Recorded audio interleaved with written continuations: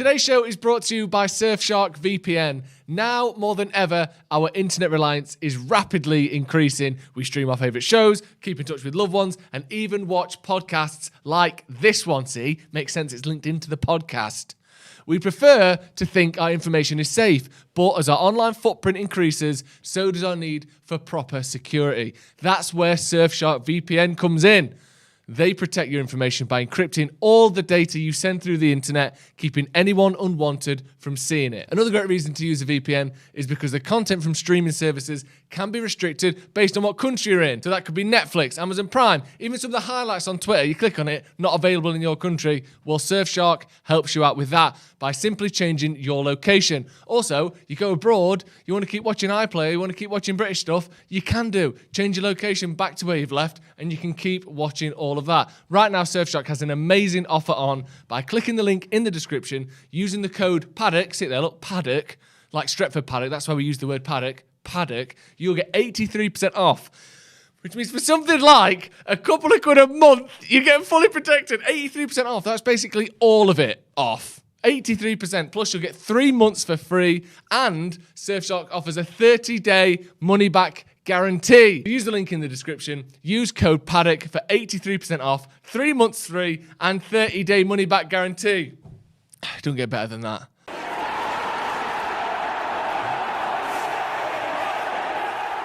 Hello, welcome to Stretford Paddock. This is the Paddock Podcast. My name is Joe. I'm joined by Jay. How are you? Yeah, I'm good, man. I'm all right.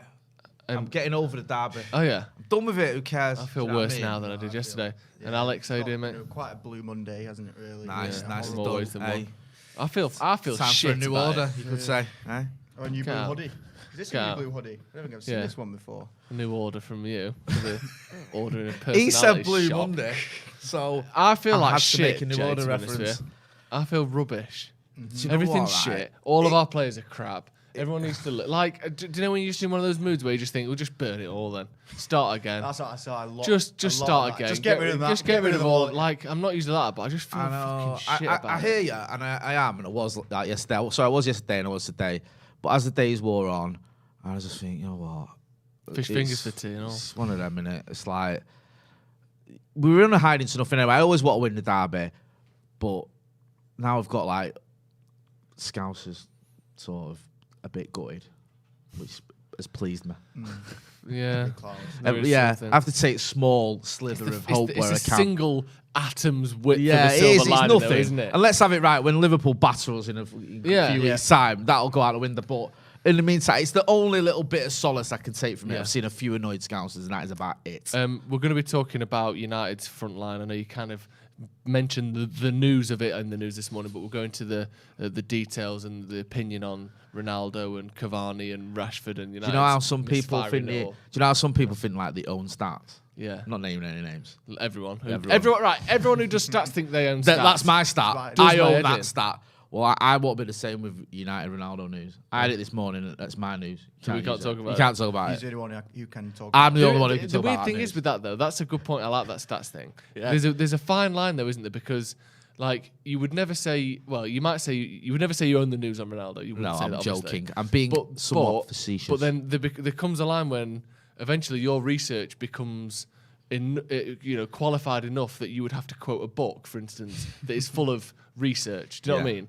Let's say it's a non-fiction book. You would Yeah. still quote it if you were referencing it. Yet all of that information was sourced by them, but not created by them. Yeah. So there is a line somewhere where third-party research becomes ownership of the person that did the research, but you don't think stats is that line. Well, I think the thing with stats as well, Sorry you if that make was a good too point. much No, of an no, actual I get it. question about a I get joke it. you were making. No, I know, like we've gone into some existential I've told you, Jay, I'm in a argument shit here. mood. Hey? Whatever you say, I I'm going thought to I'd tell make you a nice why little quip it's wrong. about some people thinking the own stats, and Joe's just Destroyed. absolutely tore me Shut apart. down. And now I'm like confused as to what my own name is. But no, I think the thing with stats is some people pay a lot of money for those stats. Yeah. Like some of like Opta and people like that, it's dear, it's expensive. And if you do it and then you see people basically just copy and pasting your stats, then people can get a bit narky about it. But I think, without wanting to be sort of blunt, it's tough. Like social media, and it's like if you put a star there, it's like someone nicks your tweet. Yeah. Like you don't own it. Jay, do you know the amount of times in the last week I've quoted your tweet about Dan James winning more derbies at the Etihad. I've quoted it on 3 different radio stations, Jay, and every time it's gone down a fucking storm. That's what I mean. I love it because it's like that little thing. I'm nicking it off you. Yeah, exactly. Because you want these little sort of shots to fire out your head of the derby, and that was one of my all-time favourite stats. I mean, I don't know if it's still true now. They won yesterday, but Dan James won more Manchester derbies at the Etihad than Pep Guardiola, and it annoys City fans. What are you on about? Look at you, pathetic. When's the parade? And it's just a joke, innit? But yeah, people get a bit narky with stats, but I'm not being that way with Ronaldo news. Okay. Anyone can have the news. And if, just because I might have had it before them doesn't mean I'm better necessarily. But do you think you're better? Some may argue that point. I don't know. Who would I me to disagree? Right. So what we're going to be talking about, Cristiano Ronaldo. Let's get into that. Like I said, we'll go through that. We'll go through Cavani. We'll go through Rashford. I want to talk about the top 4 racing as well. Is it done? Are United out of that? And of course, we'll have Wally of the week as well. So let's start with Cristiano Ronaldo, the man, the myth, the person that's just passed 410 million followers on Instagram, because that's what's important. Right now. 410 million followers on Instagram. Yeah. You'll never sing that. Right, I'm starting that in the next home game. Exactly. That's going down the Stretford end on Saturday. Quiz. Yeah. That's the real title. Or Sunday, whenever it is. If we get the Premier League title, have you got almost 500 million supporters on Instagram? Yeah. If you haven't, fuck right off. Exactly. So let's just get this straight then. Saturday, there were rumours that Ronaldo wouldn't. Was it Friday maybe that rumours Ronaldo wouldn't be playing? I City? first saw the rumblings on Saturday. I think I might be slow. I think it was Saturday, around Saturday. I mean, I don't know, because on Friday he did his press conference, didn't he? There was no mention of it then, so I think it definitely was Saturday. Even Cavani, I thought, was playing on after the Friday's presser. Then there's rumours that Ronaldo won't be playing on Saturday. So on Saturday, the rumours come out on Saturday, about Sunday.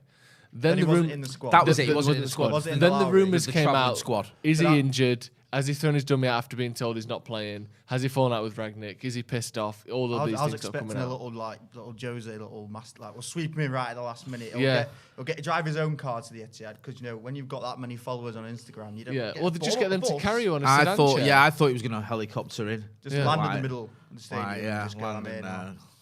Kick off. Yeah, I know. For the kick-off. Powered by goodwill and famousness. Then you hear Laurie Whitwell yesterday saying Ronaldo flew to Portugal once his absence for the Manchester derby became clear. He reported a recurrence of a hip flexor problem, which treatment could not soothe, and then he took a flight to his homeland before Sunday. Now, I think that's almost in response to the people referencing the fact that Rangnick had said people who get injured will be treated in Manchester. Like, that was basically talking about Paul Pogba at the time, who went to Dubai or somewhere to get his treatment for his injury, when Rangnick's like, we've got people who, A, are being paid to treat you when you're injured, and B, can keep an eye on you and make sure, it's going to plan. You're not telling fibs, whatever. Not saying they would do that, but, that's what the suggestion is.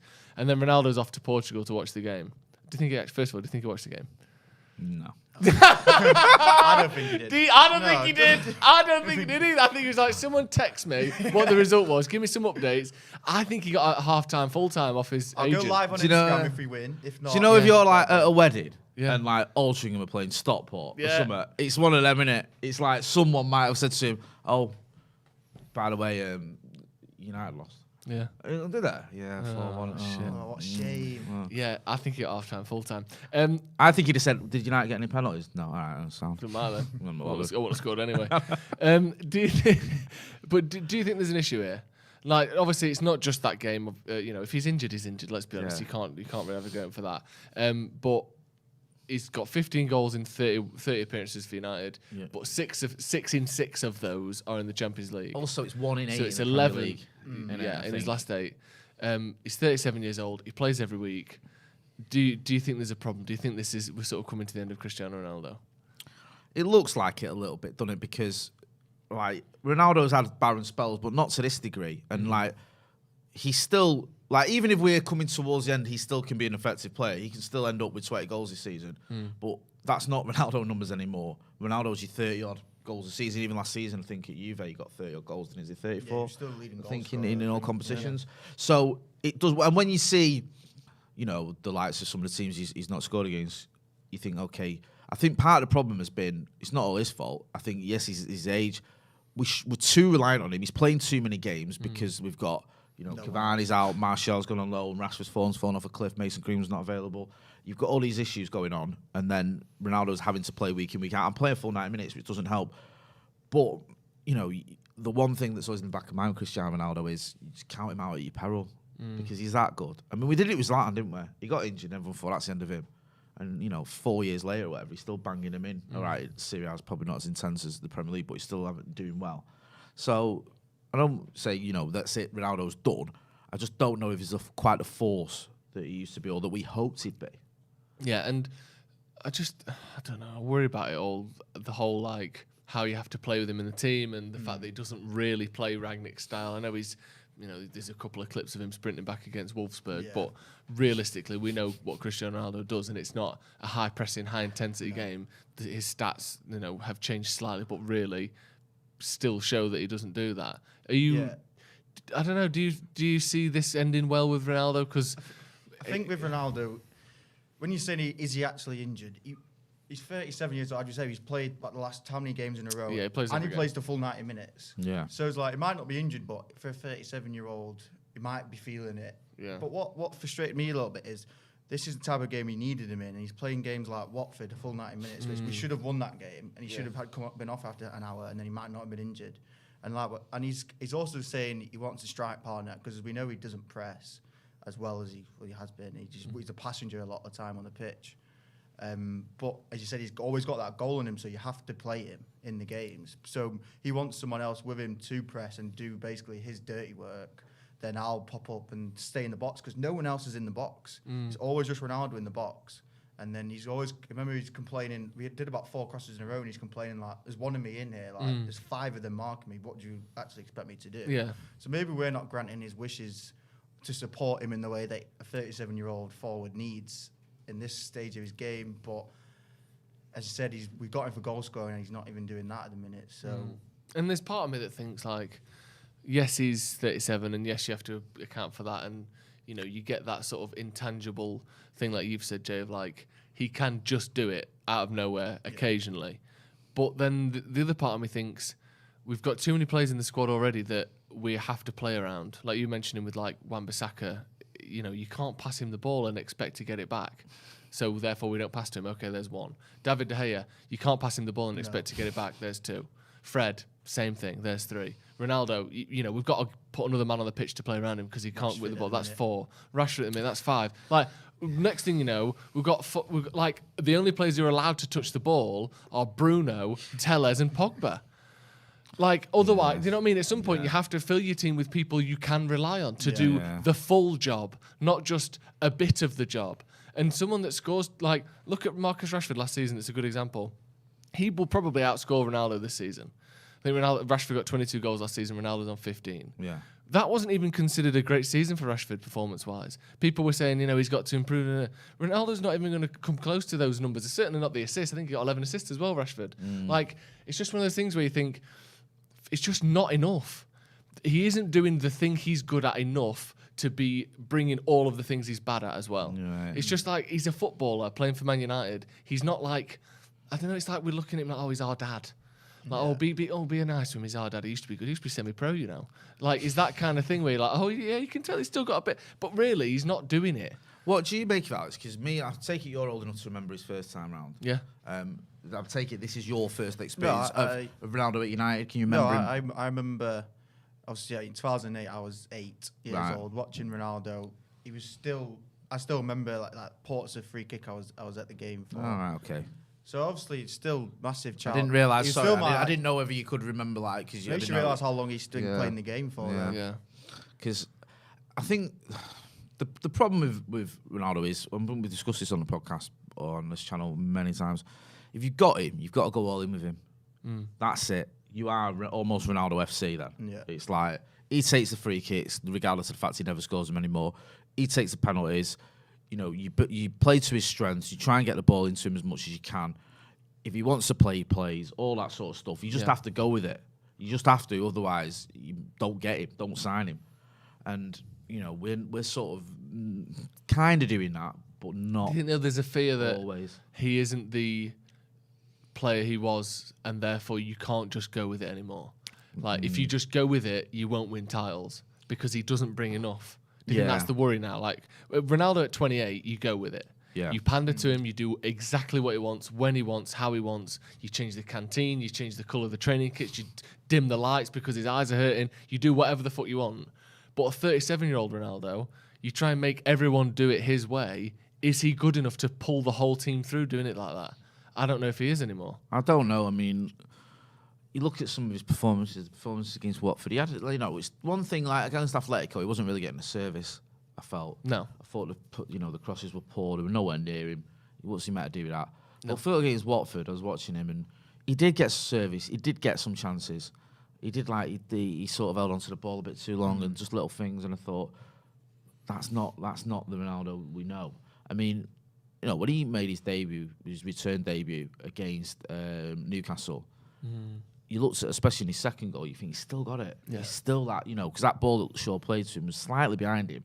He controls it, he drags it, and with his left foot, he just fires it past the keeper. And you think, yeah, that's the sort of thing. Even the first goal, the poacher's instinct, you think, okay, he's still got that. But already he's beginning to look like it's catching up with him a little bit. And I'm not saying this is, like I said earlier, that's it now, because Ronaldo can always defy the odds.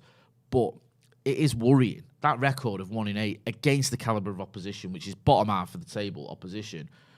Ronaldo now, of old would have been pulling out hat-tricks against them, some of them teams. So you do worry, is this the season where it's going to shift from being prolific to not prolific? And like you said earlier, Joe, most players, if they get, 20 goals in all competitions, that's a great season. For Cristiano Ronaldo, that'd be a disappointing one. I think that's probably what he's aiming for. I just feel that this United team, and Cristiano Ronaldo in particular, it's all about Atletico Madrid.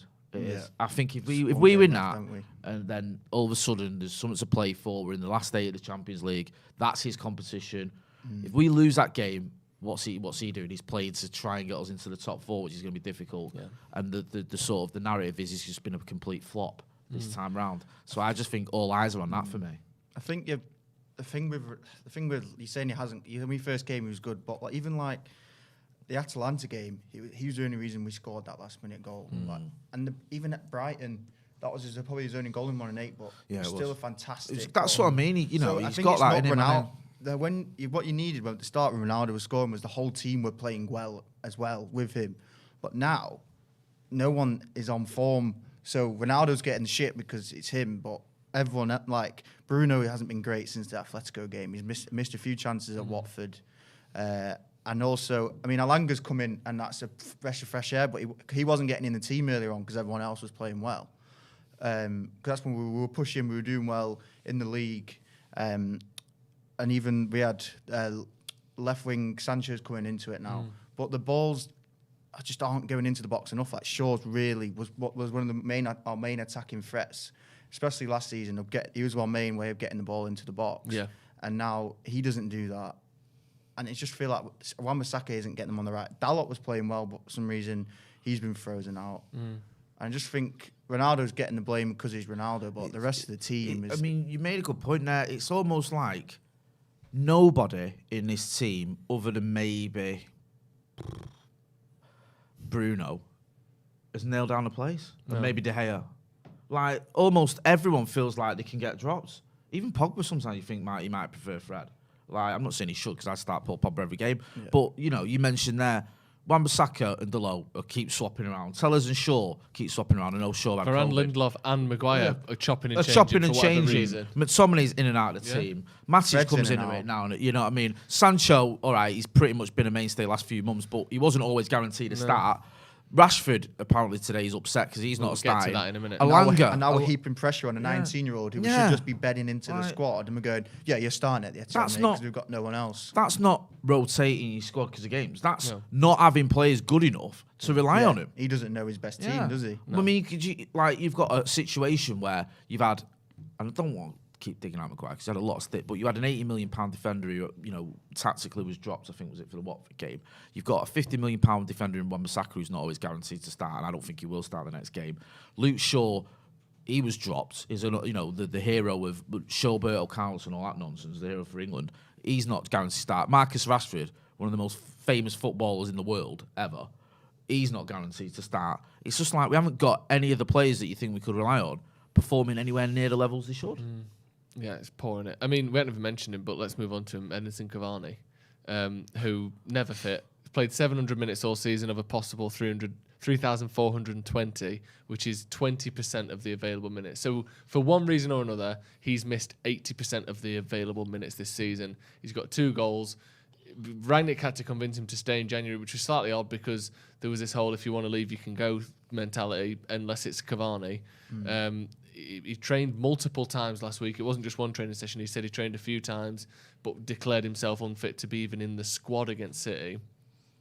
He's a big fan favourite, but he's starting to take the piss now, isn't he? He is taking the piss. It's like Ronaldo's getting all the blame, but we're also paying him a hell of a lot of money and he's just dying. Oh, I'm not fit again. Like he just walks in and goes, is it below 10? I don't play under 10 degrees. Yeah. Like one of these, like, which way's the wind blowing? Oh shit, I'm not, don't fancy it today, lads, and going back in. Yeah. And he's probably one of the best for Ralph's style of play. Yeah. For his centre forward, he's the one who's been pressing and non-stop pressing. And he is starting to get to me now, Cavani. I mean, either just decide what you want to do, mate. If you don't want to play, we'll get someone else in, get a younger player in. But we're not even doing that at the minute, are we? No. But it baffles me. Three training sessions and he's looked good in the week. That, to me, I don't know the sort of intricacies of the United training sessions, but you think that would be enough to say someone's ready to play, or at least feature. Unless the training sessions are FIFA. Yeah. Like, how can you play 3 and your manager thinks you've done well and you're ready, and then you go, actually, no, I'm not. And then Ralph's come out and said, if a player tells me they're not fit, I have to believe him, sort of thing. But you think from just a personal pride point of view, Cavani, you're lucky. It's a Manchester derby. There's a chance there. Even if you say, just give me, I can do 20 minutes at the end. That would have been something yesterday. Because, Rashford and Lingard. Even if he came out, I know this never happens, but even if he came out and said, I've been really struggling with my body this season, I really have to pick and choose what games that would be best for the team, like something. Because at the minute we're expecting him to be a regular squad member, which is you play 70% of the games plus, and we expect there's nothing indicated to us other than he can't be asked to play that isn't the case. Someone should say, if it's a case that we're saving him for the Atletico game, we should say that. Or even if he comes out and says, I think my best chance of impacting this season for United is that Atletico game. I think I'll be fit. I think I can play 90 minutes. Whatever it is, some communication, because otherwise it literally looks like he can't be asked to play for us for 300 grand a week or whatever he's on. And that's the thing of like, I know we talk about this all the time. There are some things money can buy, some things they can't. It can't stop you being depressed or unhappy or tired or fatigued or injured, whatever.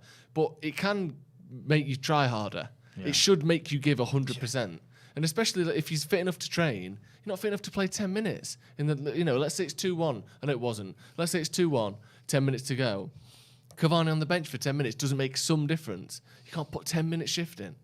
And we don't know why, other than, he said he's not fit, even though he's fit enough to train. Just don't make sense to me. I'd rather hear something from it. Yeah. I don't want to hear apologies or we will get this club back to the top, all this shit. But if you say, here's what's going on with me and here's what you can expect, I'm up for that sort of thing.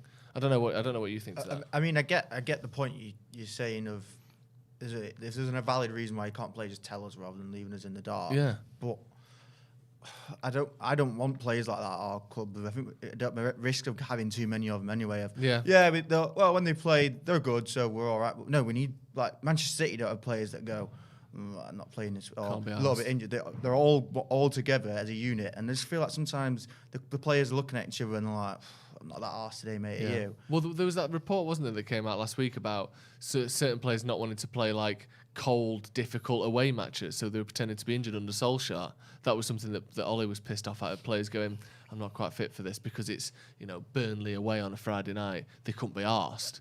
And if that's the case, I mean, fucking hell. It just feels like we've just turned into Arsenal.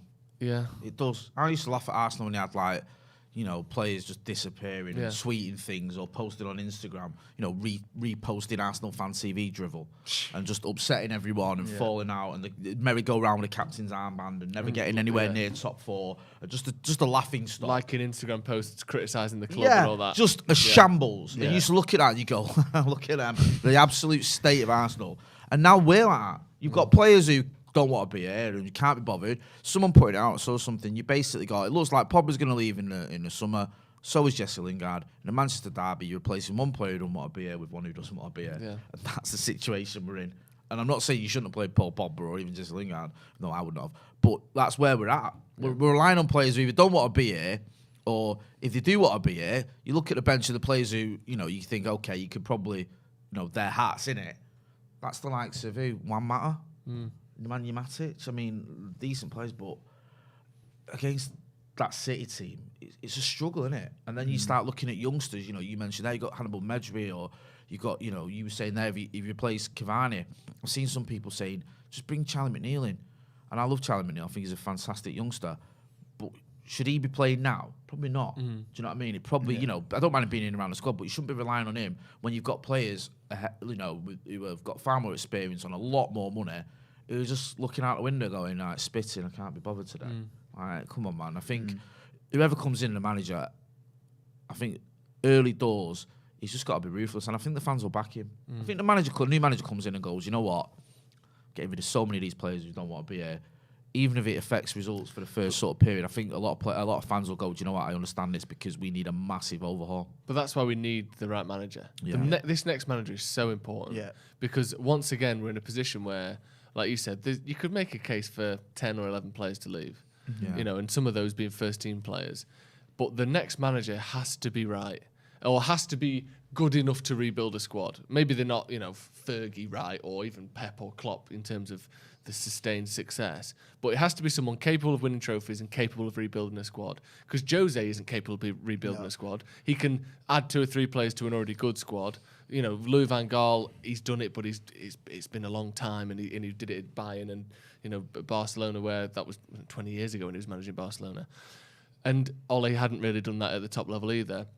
At least Poch has done that a bit. He's been at a club long enough to redo it a little bit. Ten Hag has done that at Ajax, but again, the standard is lower.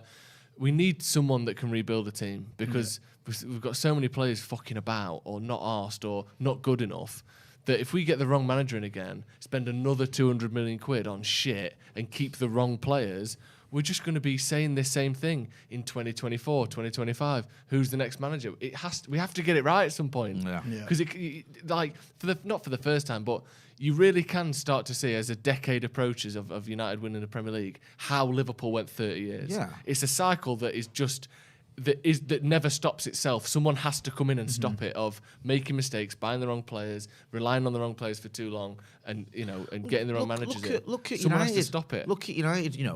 I remember when we won it in '93. My dad and his mates being all teary-eyed because they'd waited 26 years. And you think, how did United go from winning the European Cup, as it was then, the Champions League in '68, to getting relegated 4 years later, whatever it is, or 5 years later? Sorry, I think it was 6 years later. Yeah, 74.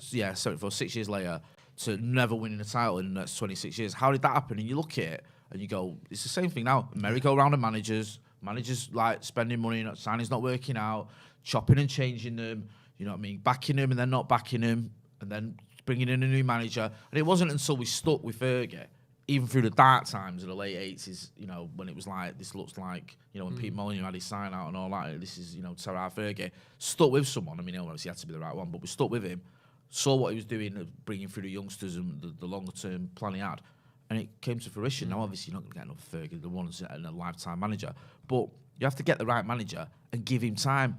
Liverpool gave Klopp time. He finished 8th, didn't he, Klopp? Yeah. And lost 3 finals. But they didn't sack him. United would have. Yeah. It was right, There's a first-class gamer who says, if you want to rebuild, you've got to write the next 5 years off. Will fans be happy with that? Do you think United fans would accept someone coming in like Klopp did, as you've mentioned in the past, saying, this is going to take a few years to get this right? If Poch or Ten Hag comes in and says that, what do you think the reaction is? Well, we've already gone a decade without it, so another 5 years shouldn't be too much trouble. I just think we can't get in someone like Antonio Conte, because I think it's just going to be like a Jose Mourinho. He's just going to call out the players. I don't think he'd get rid of them as ruthlessly as others would, and it's just going to be that same 2 or 3 years again. I think we have to get in Ten Hag, who I know he has no experience, but neither did Klopp, neither's Guardiola. and then look at them now. I know they've won more at bigger clubs, but Well, Klopp hadn't won much more than Ten Hag had. No. Klopp had won 2 league titles with Dortmund, which was obviously very impressive, breaking that Bayern thing. But it's not like he'd won Champions Leagues or been around Europe. You know, Pep had done more of that, but Klopp had won a couple of 3 or 4 trophies, which is great. But you know, so is Ten Hag. So and then Klopp's obviously he's built his own system into Liverpool, and look at them now, like they're incredible. So if we did that risk, because like Pochettino's like he's done it, he did all right with Spurs, but I just don't feel like he's got the balls to kind of take us further. I think Ten Hag, we've not seen him in the Premier League, so that's another more exciting aspect of it. He's done past history of doing well with players, bringing them through the academy, which is what we hold as a value at our club. So I think it has to be him, in my opinion. Yeah. Do you think that people would stand for that? No. I don't either. Well, I think they'd say they would. I think they'd say they would, but 2.5 years in, when we've finished 6th, he's gone. Yeah. He's gone. If Or you 3 years in, whatever. Because sometimes when you do a rebuilding sort of plan, like with Fergie, people forget Fergie finished 2nd, I think, in his first full season, and then finished something like I forget the exact sort of places, 11th but 11th or whatever in his second, and then in his 3rd season, I think it might have been his third full season, won the FA Cup, got him out of jail. But in his 3rd season, like people would have been going, right, that's it now, you're done. Do you know what I mean? Or after his 2nd full season, sorry. You have to have sort of consistently improving. Now, the thing that helped Klopp... Ole's a perfect example of that. You so improve every year until you don't fuck off. Yeah, that's it. And, you know, sort of 3 months into this season, when the wheels have come off massively, we're not sticking with him. We're not buying into his long-term plan anymore. He's done. Now, I'm not saying Ole didn't need to go, because I'd had enough after the Liverpool game. But we're just going to end up in that scenario. The only way a new manager stays with it is if he consistently improves in terms of positions or trophies or whatever. If he has one season, because sometimes it can happen, you can make a couple of short-term signings like Fergie did. He had players that came in and were like, like sort of your Danny Webbs and your Neil Webb, sorry, your Danny Wallace's and players like that who come in, for 1 or 2 seasons and then move on or whatever, or the fringe players. But they're there for a reason, just to keep you going at that time whilst the youngsters are coming through. So you can have sort of peaks and troughs as you're aiming towards a bigger goal. Klopp had that to a certain degree. But I think if United, we're in that sort of worst scenario where we've had success recent enough to demand it, but it's been that far away that we haven't got the quality there from that success anymore. And I think, like you said about Conte or that type of manager, I think the honest truth is we aren't good enough for that type of manager. A specialist in winning trophies needs a team capable of winning trophies. And currently, I don't think, that Conte would come in and be able to win anything. He certainly won't be able to win the league with this team. What Premier League winners have we got in this squad that's playing right now? Ronaldo. And De Gea. I think that's it, isn't it? Matic. Yeah, Matic. But, I mean, but they're not doesn't play, does he? Yeah. No, I know. I just think, no, I don't think we've got, those managers that come in and take a team that's either, close or thereabouts and win it. We aren't close or thereabouts at the moment. As much as we thought we were at the start of the season, we aren't. We're a rebuild away. I don't think one of those types of managers would work with this squad. I think Conte would maybe come in, win an FA Cup, blow up and fuck off like Jose did. Yeah.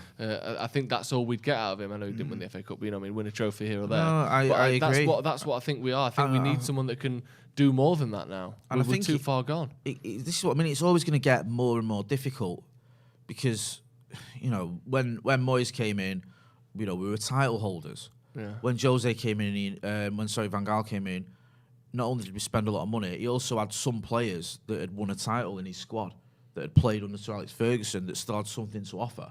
They weren't spent forces. By the time Jose comes in, a lot of those players, they're done, but he's still got a few of them. He's still got some good signings that Van Gaal had made or that had happened on Van Gaal's watch. By the time Jose leaves, you've always got there's only 1 or 2 that have played under Fergie and have had any success. So you're now into the stages where you got to find a new batch of players. And we haven't been able to do that. We haven't been able to find a group of players that are good enough to challenge for titles. You look at Chelsea as sort of the example everyone uses. Chelsea always seems to have a sort of core group of players you can sort of rely on.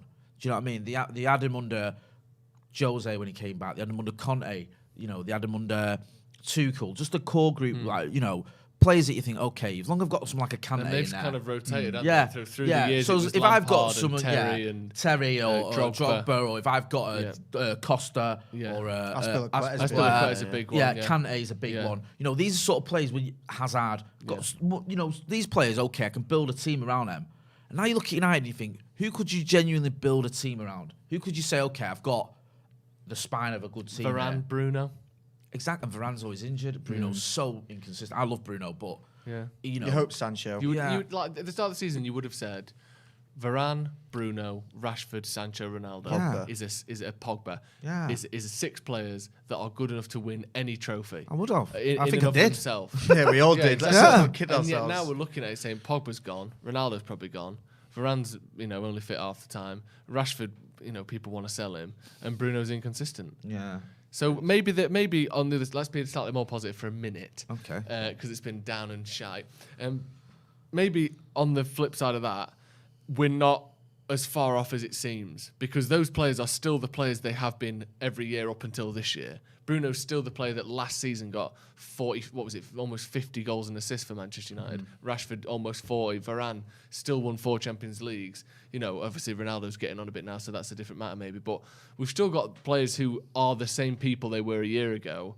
Maybe with a bit of confidence, the right manager, a few good results behind them, we can see the players they've been in the past again.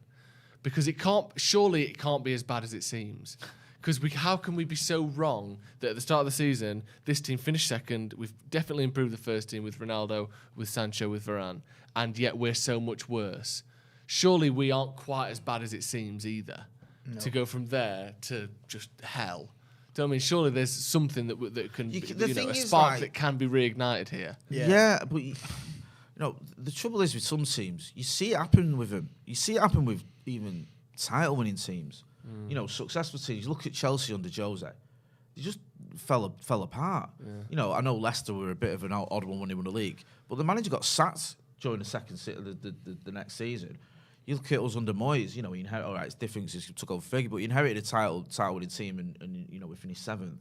So it can happen that a group of players can, for whatever reason, who are good players and who have won things, I know we haven't, but who've been successful, can all of a sudden just stop performing at the levels you need. Never get it back. Yeah. And I think that's the thing now is, like you see, we're all saying the same thing. Ten Hag needs to come in, or whoever needs to come in needs to get the manager right. You're right. I 100% agree with that. But the one thing that needs to change at this club more than anything else is the structure of it.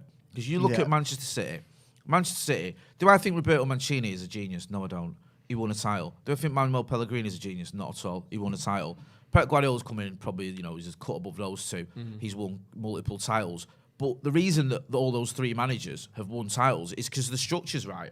It pains me to say it, but I think when Guardiola leaves, they'll still win titles because they've got a proper structure. They could get someone like Brendan Rodgers or something to win titles with their structure. That's what I mean. Their structure is set up, who's not so top quality. It's difficult to fail because you've got a structure in place where they get players in that you have a say in that suit your style. They get players in, even in the case of Guardiola, before you even arrive, and it works. You look at Liverpool, it's similar there. They give Klopp time. They get players in that suit his style, that suit his philosophy. They have long-term goals that they don't panic if they don't get him. When they didn't get Virgil van Dijk the first time round, they didn't go out and spend 80 million quid on Harry Maguire. And that's not a dig on Maguire. They didn't panic. They went, well, we'll get him in the next window. And they did. And then they won the Champions League. So they have a plan and a structure in place that is more long-term than just, let's throw 150 million quid at this manager, and if we don't win anything within 18 months, we'll sack him, which has been the MO for Manchester United since 2014. Do you think the sign of Ronaldo was, to me, obviously so exciting, giddy, couldn't believe it, almost emotional with the kind of how it felt compared to, looking back at the history of what he's done at United, my childhood, all that shit. It felt like almost tearful on that day. But it was more of a Van Gaal or Jose type of signing that I thought we'd moved away from a bit. I know, obviously, you can look at some of the, Wan-Bissaka and Maguire and that sort of signings and now say they might not have been good signings, but they seem to make sense under Ole. Ronaldo just didn't make sense. There was a panic, was it? Don't get me wrong, it was a panic. Is that an issue? Because when's the last time Liverpool did that? What, a panic buy? Yeah. Do you know what, though? Sometimes, not very often, but sometimes you got to just say, all bets are off with certain things. No, but like Ronaldo. Yeah. Ronaldo come back to United. Yeah. You couldn't help but get giddy about that. No, and it was exactly. like that game against Newcastle. Yeah. I've never seen anything like it really for a game like second home league game of the season. You'd think it was like a Champions League final, and I completely bought into it. It felt so good, especially when it looked like he was going to City and the turnaround. Me and you stood in the other studio the night before. We signed him on 2 nights before, giving up. He's got a City. That's the end of that. Yeah. So there is a sort of an emotional attachment, and he's one of the greatest players of all time. He's arguably the greatest player I've ever seen personally. Well, I'd say Robson and Keane are above him, but that's a personal choice. Robson and Jerome, did you say? Yeah, but in terms of what he's achieved and his talent, his skill, and all that, probably the greatest player you've ever seen. So for him to come back, and also let's not forget, he'd had a successful season in terms of numbers at Juventus. He wasn't coming in after the back of he'd scored 1 goal. No, it wasn't some charity thing. Was it? I'm not so saying you still felt he could do a job, and like I said earlier, after an hour into his debut or his return, you think, oh yeah, he's still got it. Yeah. So I just feel like with Ronaldo, it was a case of, you're right, it was like, didn't make sense, but in many ways, but in some ways it did, because it's Ronaldo coming back to United, having shunned City, and he's still got it. So we believed anyway. It's not until, 6 months into his time back here that we're actually really questioning him, where, up until recently, we were thinking he still had a bit of it. Let's move on to Marcus Rashford. So this is coming out this morning, obviously. He came on yesterday, didn't do a lot, really, barely touched the ball, had that one chance where he drove down the right-hand side, didn't quite get his feet sorted and had the ball taken off him, which has kind of been the story of his season so far. This is from Fabrizio Romano this morning, then made into an article in The Guardian using those quotes in that source. He said, more on the Marcus Rashford story, his contract expires in June 2023, but Man United have an option to extend for a further season. I'm told no decision yet. Sources tell me that he's concerned and bemused with his role within the team due to a lack of playing time. That's from Fabrizio Romano. The timing of that, coming after not just a sequence of bad performances from him, but after a massive loss, assuming that Romano isn't just making this up, a source close to him, he says, that is poor timing at best, isn't it? Yeah. What do you make of that? I obviously I don't really believe it personally. I think it's one of them of, we've just lost. What can we talk about? Shit, Ronaldo's not playing. We've already talked about that. Let's go at Rashford, because he's obviously everyone knows about Marcus Rashford now, and he's just getting targeted for it. I don't believe Rashford would ever do that to United. Do you think? I don't. But think it's but this is Romano saying, a source close to United forward tells me he's always been a professional, but he wants clarity. He's concerned about his lack of game time. So do you think it's Romano's making that up then? Yeah, I mean, everyone loves to believe that Romano, everything he says is spot on the money and bang on. I mean, I just can't see where Rashford is concerned about his game time. He's the one that's been injured. He's the one that, I mean, he can't come on and go, come on, lads, you've not seen what I'm doing out there. I'm doing this, I'm banging all these goals in and go, I'm undroppable. Like, I mean, he's hardly set the world on fire as he's been playing the past few months. Yeah. I mean, as we say, he's just come back from injury, but I mean, it's almost like, is he just injured all the time now? Is that how it's turned? Yeah. What do you think, Jade? The Rashford stuff, like, do you think it's true? Do you think that's his team have come and said that? Do you think their words have been slightly twisted? Bemused. He doesn't understand why he's not playing. He wants clarity on his game time. That immediately makes you think, oh, he wants to leave. But really, is he just saying, I want to know what's going on here? I mean, it's all a bit disappointing. I love Marcus Rashford, but for starters, I always think with Marcus, he's quite good at speaking out if a story's not true or he's not happy with something. He's, him or his team, whatever you look at, quite active on social media and are happy to call people out. I think they've done it in the past. I think it's come from Romano. I think it's come from Jamie Jackson. We had him on the brew on Friday. Yeah. I don't think they make things up. I don't think. Jamie Jackson would just make that up. I think because if he did, and then Marcus calls you out, you're just left with egg on your face. And we've seen it happen to journalists recently. And I think the thing with Marcus is, he's got to be a little bit, if he has said this, a little bit more self-aware. I mean, for starters, there's the timing. After a Derby Day defeat like that, to come out when no one's covered themselves in glory, including you, and to say something like that, or to let, to brief the press, or to leak it, or whatever, or to speak to a journalist, however it's come about, it's not great timing, because United fans are angry, we're hurt after that, and then you're just adding fuel to that fire, and you're making yourself a target. And secondly, Listen, it's like what I always say with David De Gea when he got dropped for Henderson. If Marcus Rashford's playing as well as he can, no one gets near him in that team. He starts every single game. The only reason Anthony Elanga's kept him out of the team is because Marcus Rashford's form has fallen off a cliff. It has. Now, I would love nothing more than to see Marcus Rashford come back into the United team and smash it. I love the kid, I do, for loads of reasons, both on and off the pitch. But I've been watching him, and it's been painful at times. And I don't believe, because he's a clever lad, that he thinks he's playing well. I don't think he thinks I'm smashing it here. Why am I dropped? You know, and it's not like he's been completely shunned. He started in Madrid. It's a massive game now, and he didn't do anything. You know, it was a pretty abject performance by him, to be brutally honest. Elanga comes on and gets the equaliser with his first touch. You've got to be a little bit self-aware. And I get he must hurt because Cavani's out, Ronaldo's out, Greenwood's not available, Martial's gone. And you still can't get in the team. You've got Pogba and Bruno almost up front instead of you. Yeah. You must look at it and go, that is what the fuck awful. Am I doing here? But you've got to be a little bit like, do you know what? I'll tell you what I'm going to do. I'm going to get back in this team. I'm going to roll my sleeves up and get in there. Again, if he's releasing that or that's been released by his team, whatever, presumably they want that to go out on social media. They want that to go out to the wider world. But if they checked social media or the wider world, they wouldn't have seen many people saying, why isn't Rashford starting? No. And again, we love him. Yeah. And him at his best is one of the best wingers, I think, in the world, statistically, I agree. Let alone in the Premier League, and certainly United's best winger, or until Sancho's arrived. But he's not at his best. No. And he hasn't been at his best for 6 months, maybe pushing a year. Like, it's not as though it's been a couple of games here. So it doesn't make any sense to me at all. We've got a couple of super chats. Niloy says, when the season will end, it'll be 9 seasons without a league, 5 seasons since we last won a trophy. And I'm afraid to say, those jackasses running our club, we will not win anything until 2026. Atirek says, the majority of the fan base don't deserve success. They want instant gratification and are completely ignorant of where we are as a club. We absolutely broke Ole, who improved us with 2 top 3 finishers. Just on Ole a little bit. And I'm not going to sit here and say, I didn't think it was the time for him to leave or any of that stuff, because I did. It completely devolved. It, just collapsed under him, basically, didn't it? Do you think if we won that Europa League final, he'd still be here?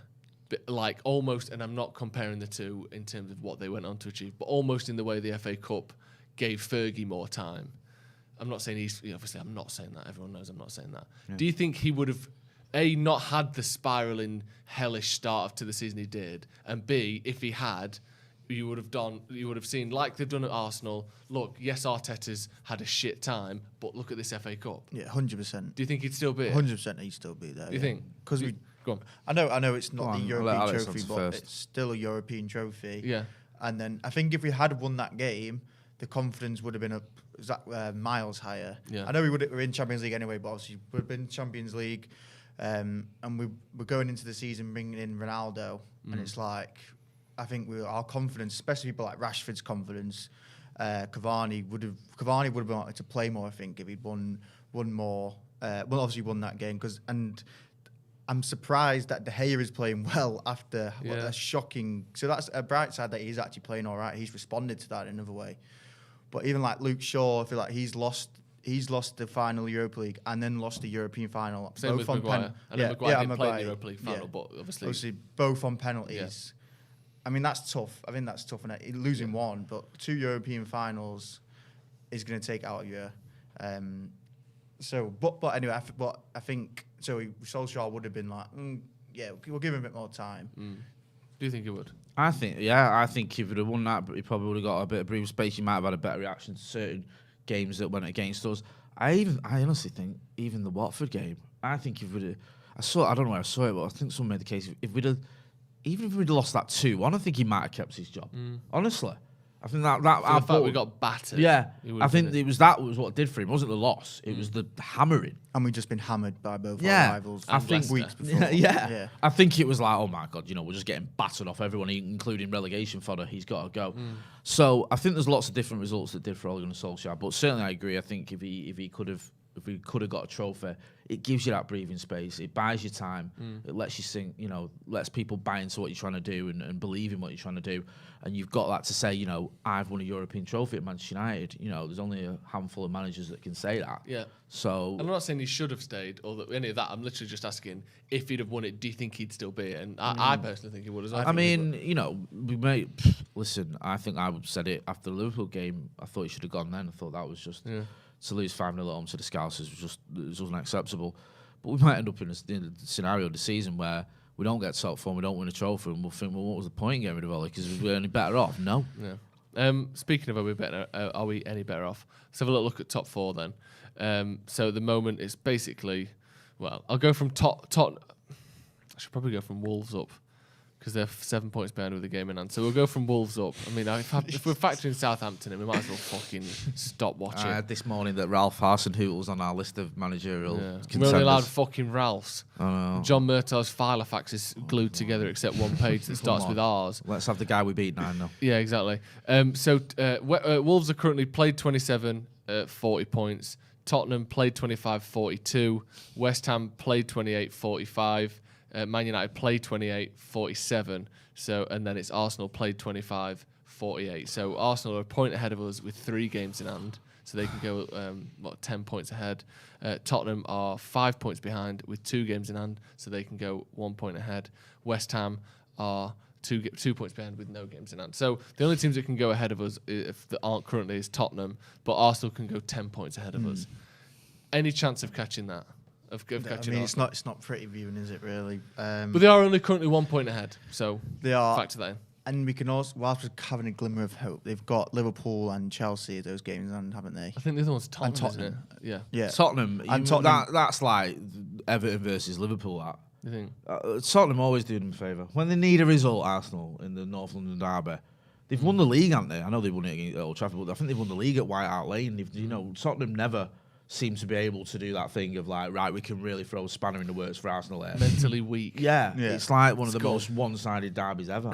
Yeah. It is, so I'm not banking on them doing us. I mean, we shouldn't be relying on them anyway, but I don't think, I can't see Arsenal. And the thing for me is we've got Arsenal at the Emirates. Yeah. I don't even think we'll win that. No. We'd have to win that game. Of course. I don't think we will. No. They look quite good yesterday. You can't look at our team, look at Arsenal and go, we'll do them at their ground. No. Well, based on what? Yeah. Hope. Yeah, hope. Delusion. Faith. Ever heard of faith, Jay? Have a little bit of it, mate. George Michael said that. Exactly. And it served him well. We did. Samuel says, with a competent board, I'd be excited for this summer. So much change needed and a chance to naturally bin off some big egos. But this will be the start of another cycle that will be tore up in another 24 months. It's not particularly optimistic in the comments, and neither are we, to be honest. So, with all that being said, Wally of the week. Who's been a right Wally this week? We do it every week. Someone's been a Wally, bit of a Nana, and we're going to call them out for it, Jay.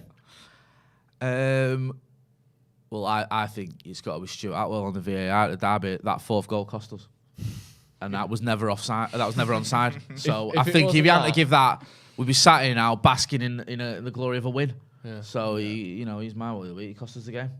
Who's yours? Well, the one who actually cost us the game, mine's Harry Maguire. At the start, the one was going up straight under his legs right at the start of the game, and then hitting his backside or was it his knee for Mahrez's goal, and he's just literally, it's like an oil tanker at the back. He's turning and he's like, come on, and he runs like this, and it's like he's running through treacle at the same time. I think he's done sprinting lessons. I actually do think he has. He runs like he thinks he's trying to be a sprinter to make himself faster. But it's just so slow. It's not working. I thought that was like a myth. I'm gonna go with Michael Richards actually. Yeah, well, I want to talk about this briefly. Yeah, go on. Because this has become a bit of a thing. So anyone who missed it, Michael Richards and Gary Neville got into Michael Richards started laughing when Roy Keane was talking. Michael Richards starts laughing when Roy Keane fucking texts him. Yeah, let alone talks. Yeah, he just throws up. He's laughing so much. And then him and Gary Neville had a bit of an argument about Conte, because Michael Richards was saying he wanted Conte, or Conte should have become United manager, and Gary Neville was like, you don't know what you're talking about. Basically, we don't need a short-term answer, like some of the points you made. And then it's become a bit of a sort of a debate on socials. Miguel Delaney, who, if he says it's raining outside, leave your umbrella at home. He's just absolutely useless. He's he's said, he tweeted, and I've had to see this on Joe's account because he's blocked me. Whatever you think of Keane's punditry, thought it was a touch disrespectful for Richard to be in hysterics as Keane makes an impassioned point. Michael Richards, I mean, you should have ignored him, but he's quoted him saying, dearie me, when Souness says to me, forget everything you've just said, or Neville says to me, stop ranting, you're not making sense. I don't see you saying it's disrespectful to me to stop this nonsense. Oh, so stop this nonsense. It's really not that deep. We all have respect for each other. I think there's a lot to unpick with that. I think one thing Michael Richards might want to be careful of, and I think this happened with Ian Wright. I'm not saying this as an anti-City thing. I don't mind Michael Richards. You don't want to be the sort of the comical figure all the time.